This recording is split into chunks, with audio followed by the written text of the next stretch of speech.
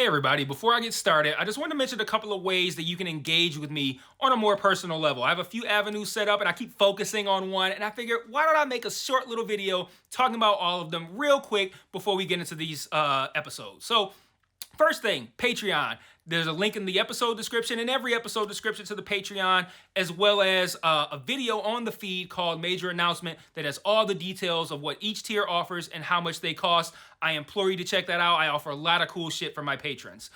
Second thing, the Discord channel. There's also a Discord link in the episode description and in every episode description. I have multiple channels set up there for each show that I'm covering, and it's a great way to just engage with me. I have a channel set up for MMA talk as well. I'm a big MMA fan, so if you're an MMA fan, you can check that out as well. There's a link to the Discord in the episode description. And then lastly, the Facebook and Twitter. Social media. Follow me on there. I post news on there. When I say news, I mean like, hey, I'm stopping covering this show. Hey, I'm starting covering this show. Let me know what you think about this. I do live watches of things on Facebook where like I'll check in and say I'm watching so-and-so show, and then I'll like live comment while I'm watching it, and that'll be cool if maybe you watch that show too and you want to watch along with me, or you're watching it later and you will see my thoughts, which are usually pretty entertaining because I'm usually pretty high when I'm writing them. So check out all those links in each episode description, and let's talk about this episode. Peace. One mic, one mic. Yeah. All I need is one mic. One mic. Yeah. All I need is one mic. One mic. One mic. Hey everybody, welcome back to One Mic, and today I'm here to talk about Season 3, Episode 5 of Apple TV's Ted Lasso, entitled Signs. The title's super spot on, as this episode deals with a lot of signs. We see Rebecca contending with more of the signs that the psychic foreshadowed. You know, we had the green matchbook 2 episodes ago. This week, we get the Shiden 9A armor line, which I'm going to talk about a little bit later. Ted and Rebecca have an interesting conversation where they both inadvertently kind of give signs to the other person, with Ted mentioning being psychic and then Rebecca calling herself a bully. Both of those words, psychic and bully, triggered something in both Ted and Rebecca, given the events of this episode. Then there's, of course, the super literal interpretation of it, with the believe sign falling apart and then later being torn up by Ted. So I gotta say, not a great episode for me. The humor was way down this week, and for what it's worth, I think it's down for the season as a whole as well. I mean, it's still been funny, but not as funny as the first 2 seasons were. And this episode was virtually not funny at all. And it also wasn't a super serious episode either, so I don't know. I'm not big on the humor. The Keeley plot line, I've been kind of complaining about it all season.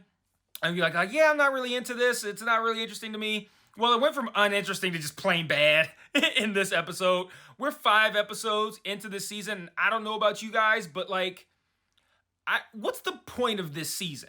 And what I mean by that is like, what are we working toward? There seems to be a pretty strong theme of belief in oneself, but that's like the theme of the whole show. Like, that's not anything like, that doesn't make this season particularly special or show any kind of not growth, but like any kind of like, we're still working to be the best show that we can and top the previous season. This kind of just feels like, let's make the same shit a third time. Like, that's kind of what it feels like, even though that's not the case, obviously. But I don't know, the believing in yourself theme, like that's the only thing I can even think of as a potential theme for this season.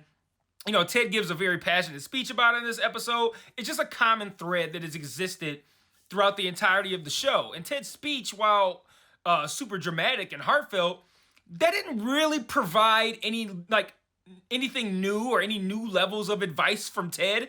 Like I said, the belief thing has been like, it's like the hallmark of the show. It's like, believe in yourself. Got the sign. People are buying shit with the sign on it.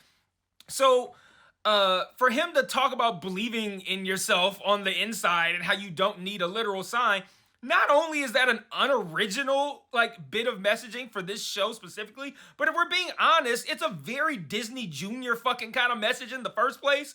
Like, we don't need a sign, we just need to believe in ourselves, and all you need to believe in yourself is you have to believe it in here. And it's like, what's this fucking Zoe 101 or whatever the fuck Disney shit that came on? Like, that was corny. And like, in a show that is accused by many of being corny, which I do not believe so. I do not believe it to be corny, but that was corny. Like that whole speech, like I said, it felt like rehashing of like previous TED speeches. Like Ted gives motivational speeches. Let's have him have one in episode 5. And it's like, let's just recycle a speech about believing in yourself. Like that's kind of what that felt like. And like, I don't know, man. It was very underwhelming for me. But let's talk about what happened and see if we can't dig further into the things that I didn't like and why. So we opened the episode to find out things have gone horribly since the West Ham match, which is something I mentioned in the last video, like what's going to be the fallout from this. Well, the fallout is that they're winless in their next 7 games, or winless in their last 7 games, depending on how you want to view this. I paused it on the shot of the standings. Let's see, Richmond is now 6-6-3. For comparison's sake, Manchester City, who they played in this episode, is in first place, and they were 12-1-2. Well, now they're 13-1-2. But I want to. It's weird to say I want to start because I've been talking for 5.5 minutes, but 4.5 minutes. But I want to start with Ted, of course. Ted gets back. Ted gets a text from his backstabbing marriage counselor dating ex-wife, where she tells him that Henry was involved in a bullying incident. The only part of this episode that I found funny, well, there's 2 parts, but this is the main one, the one I actually thought was really good, was when Roy was explaining how he would handle a bully. Perfect Roy. It was awesome. It was funny. It was, everybody's reactions was great. The way like he was delivering the lines, like when he's like, you just don't say anything and you just laugh. Like it was such a great monologue, I guess, from Roy. Loved that part. But Ted clearly struggles with this whole concept of Henry, of bullying through this episode, as he's generally struggled with not being there for his son throughout the show's entire run. And this only worsens when his ex tells him that Henry was the bully and not the person being bullied. But I want to divert real quick, because I'm going to come back to this, but I want to talk about Zava real quick, because I had some issues here too. They can be remedied, but I still want to put it out there, just because, again, what do I tell you guys? If I don't like an episode, I'm not going to sit here and blow smoke up your ass because it's fucking Ted Lasso, and everybody loves Ted Lasso, and since I'm afraid to go against the grain, I'm going to come on here, that episode was great. No, the episode was mid, and I'm going to say it was mid, and if you don't like that, watch one of the videos where I like an episode. But I'm not going to sit here and bullshit you guys. That's not why you're here. You're here for the honesty and how I really feel. So that's what we're going to do. So I'm going to talk about this Zava stuff.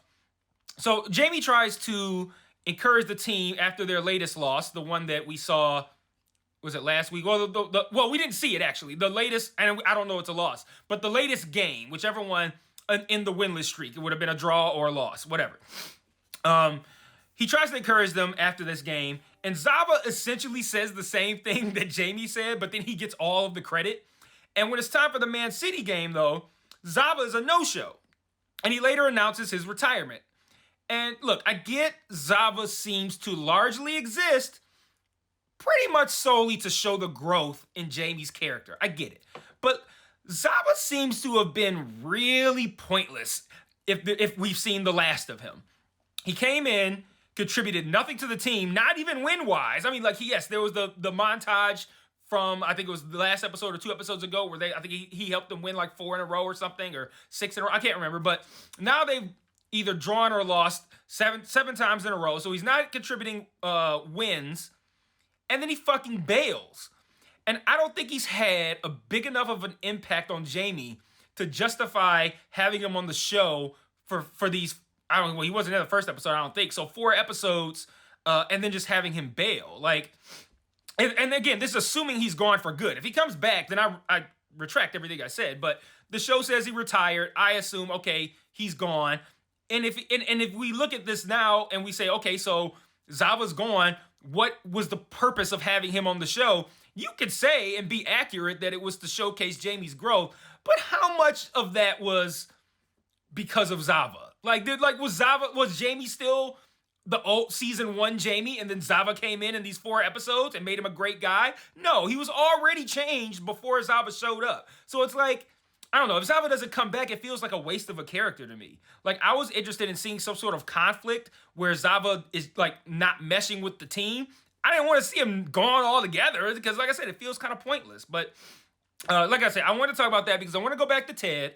And I want to talk about that because I wanted to talk about what happens after the Man City game. So, Man City ends up beating Richmond 4-0. And I needed to divert to Zava so I could point out that Zava didn't show up for this game. And after they lose 4-0, they get ridiculed, they get booed while they're leaving the pitch. And while the team is watching a video of Zava announcing his retirement, Ted finally gets to talk to Henry. Now, here's something they're doing, or that they've done this season, that I really like. I like it a lot, actually.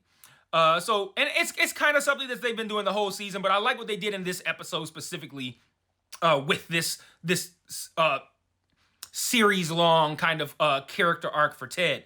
So Ted's consistently had doubts about his own worth, I think, as a person, because he's questioned his worth as a father with him not being able to be there for Henry and being off, coaching a fucking soccer team across the pond.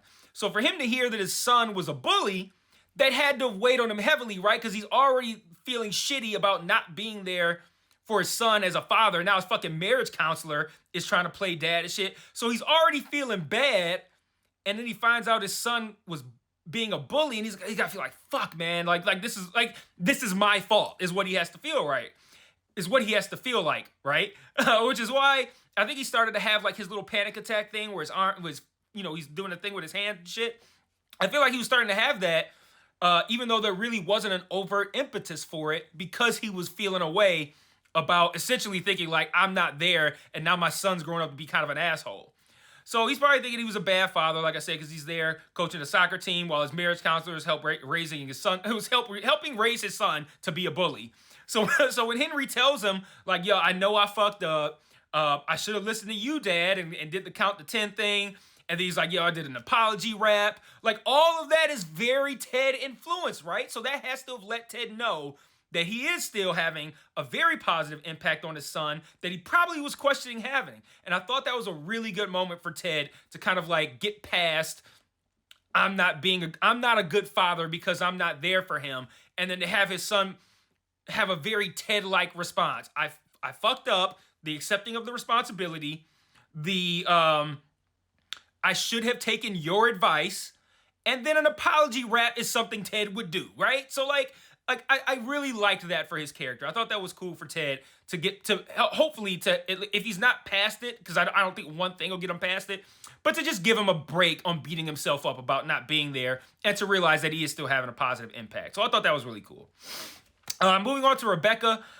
Like I mentioned earlier, we get the Shite and Nining armor line when Rebecca runs into an ex at a coffee shop. And he tells this story of manhandling Anthony Hopkins, like whatever, and his fiance delivers the line like, oh, he was my Shite and Nining armor, and Rebecca, of course, freaks out.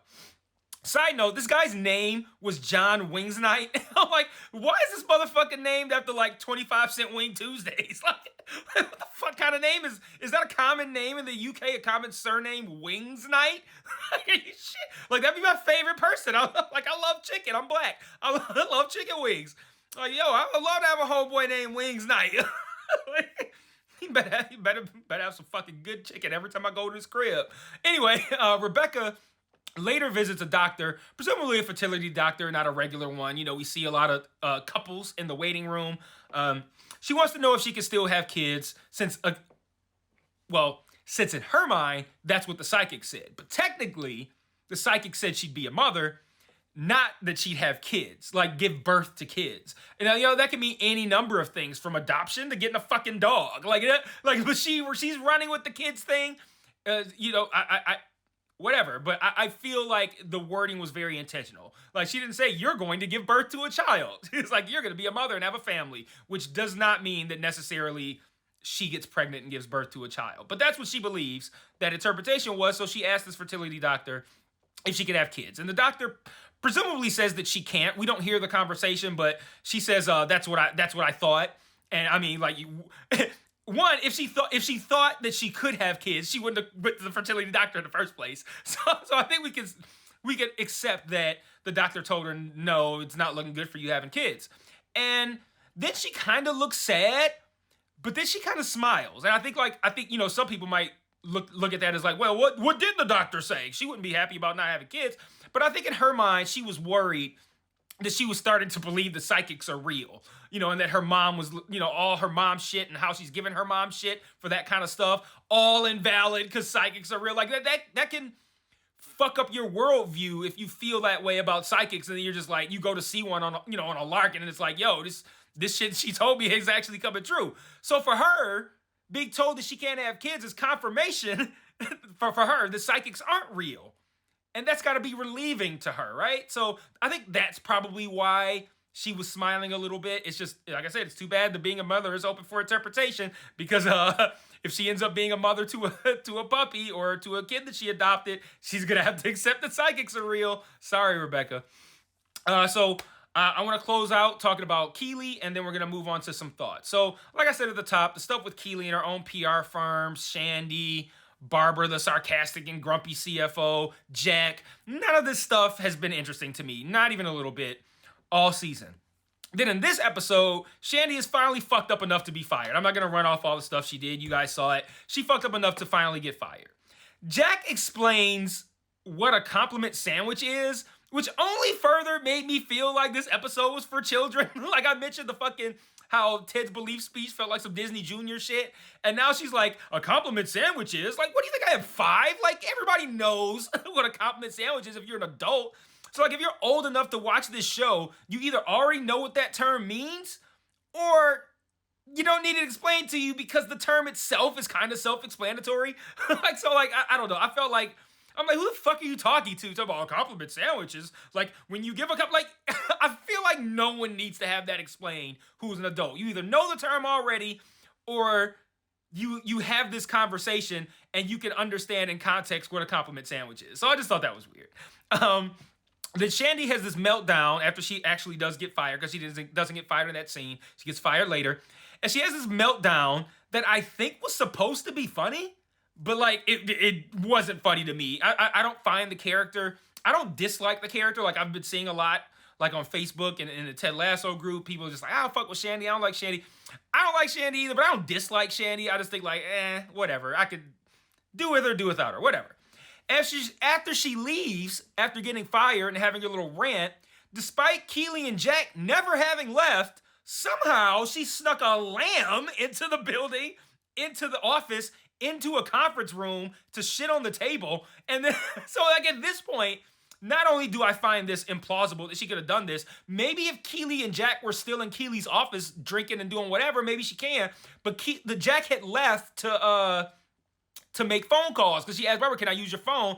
And then when Keely smells the smell, Jack comes from a different office and is like, hey, do you smell that? So Jack was in a separate office from Keely, and somehow Shandy got in and was able to sneak a fucking lamb into the conference room. Like, so aside from how implausible that is, that was just a stupid, like I didn't think that was funny. Like, I feel like were they in the writer's room like, yo, it would be funny if she stuck a lamb in and it shit on the table. Ha ha ha. Like, that wasn't even funny to me. So it was unfunny, and it was like, I don't know, it felt implausible to me. And that's what, for me, when the Keely plot line went from I'm not interested in this to this is just bad now. This is just a bad plot line. Like, I hope they fix it and I don't have to deal with this shit for 7 more episodes. But like, the Keely stuff is just, it's bad to me now. It later went to arousing, but right now it's still pretty bad since Ted Lasso doesn't come on Cinemax. Because I'm here for the Keely and Jack love scene. Like, I don't like the relationship. I don't like the plot line. I don't even like the Jack character. But hey, I'll take that part of the plot line. But no, we had to get the fucking clouded windows. All right, so closing with a couple of thoughts. Nate and the hostess. So I was starting to really dislike her after how she acted when Nate arrived with Anastasia. Like, I'm still not even a fan of her and Nate potentially dating, which I feel like they set up at the end of the episode. But I really didn't like how she got nice after Anastasia left. Like, I think it was supposed to come off as heartwarming. Like, oh, he was on a date and his date left and she was rude. Let me go make him feel better. That's so nice. But instead, it came off to me like a woman behaving like a child. They should have just named this episode. This is the third time I've mentioned a child. They should have just named this episode Child. But she was immature and rude when he came in with Anastasia, and then she got jealous when she saw them eating together. Like, that's the behavior of a teenager, not an adult. So it wasn't cute to me. It was just obnoxious. Like, you've treated Nate like shit from day one, then you see him out with a pretty woman, and now you want to fucking be nice to him. Like I said, she was behaving like a child. Like, that's what kids do. Like, oh, I have a crush on them, so I'm gonna be mean to them. Like, I don't know. I think it was supposed to come off as sympathetic and heartfelt, and it just came off to me like petty and childish and jealous. Speaking of Nate, though, I did think it was funny when he was. This is the other funny thing that I thought. The first thing was Roy's speech. This is the second one. When they made it seem like he was calling Anastasia to ask her out, but he was really just calling his mom to kind of like practice. I thought that was really fun. They got me. That was funny. Higgins suggested firing Ted if the Man City game didn't go well, and it didn't. So are they going to push that in the next episode, or is Ted going to get a pass for Zava being a no-show, or are they just not going to mention that at all? But I feel like having Higgins suggest that is kind of a big deal. So I feel like that has to be revisited. Like, they can't just be like, you can't just insert that scene and have nothing come of it. Because then I'm going to be like, well, why did you even have Higgins suggest it if nothing's come of it? Like, you could have just not had that if you weren't going to do anything with it. But, like, I feel like that's an interesting set of circumstances, because think about who Higgins is. If it somehow gets to Ted that Higgins suggested he be fired, or God forbid Ted actually does get fired and he finds out that Higgins suggested it, that's going to make for an interesting conflict, given the kind of character that Higgins has been up to this point. And it still is. Higgins is a good guy. So, like, I feel like that'd be interesting if they, if this somehow gets back to Ted. But I want them to revisit that, because I think that's interesting that basically the nicest guy on the show is the first guy to propose the worst case scenario. Lastly, it saddens me that last season's episode that focused on Man City, season 2, episode 8, called Man City, is probably my favorite episode of the entire series. And then this season's episode, which focused on Man City, is probably my least favorite. So that saddens me. But this is a show where it's not perfect. Every season has had one or two miss episodes. You know, there was a lot of episodes of season 2 that I absolutely loved. There were a couple that I didn't like. As much as I praised the Man City episode, I remember there was probably a couple that I kind of shit on, like those ones that were, the ones that were like interjected into the middle of the story. It's like, hey, now we've moved 8 weeks into the future. Now it's Christmas. It's like, what the fuck? Like what happened? Like they like there was all these games they didn't show. Anyway, I'm not gonna get into it, but this is the kind of show. It's not perfect. When it's firing on all cylinders, it's really fucking good. But every now and then you have an episode, it's like, that was just okay. That's this one. It was just okay. I'm not particularly worried about the show or about its ability to stick the landing in its final season. I figure it's probably going to fucking kill it. But like I said, this episode was mid. It is what it is. If you disagree with me, I'll see you guys next week for episode 6. And until then, peace.